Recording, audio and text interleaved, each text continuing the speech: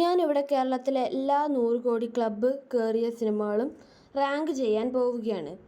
നമുക്കെല്ലാവർക്കും അറിയാം 2016 പുലിമുരുകൻ എന്ന് പറഞ്ഞ മോഹൻലാലിൻ്റെ സിനിമയാണ് ആദ്യമായി 100 കോടി ക്ലബ്ബിൽ കയറിയ കേരള സിനിമ. പക്ഷേ ഇവിടെ 2026 നോക്കുകയാണെങ്കിൽ ലേറ്റസ്റ്റ് ആയിട്ട് വന്ന 100 കോടി ക്ലബ്ബിൽ കയറിയ സിനിമ എന്നാണ് വാഴ 2 ആണ്.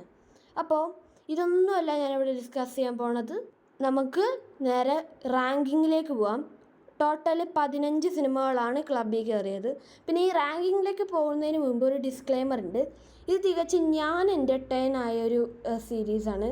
ഞാൻ എൻ്റർടൈൻ ആയ ഒരു ടൈപ്പുകൾ അതിനനുസരിച്ചായിരിക്കും.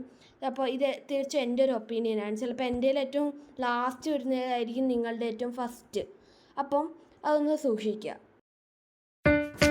15ാമത്തേത് 2018 എവരിയാണ് hero, 14 Aadujeevitham, 13 Manjummel boys, 12 സർവമായ, 11 Premalu, 10 Marco, 9 Empuraan, 8 ആവേശം,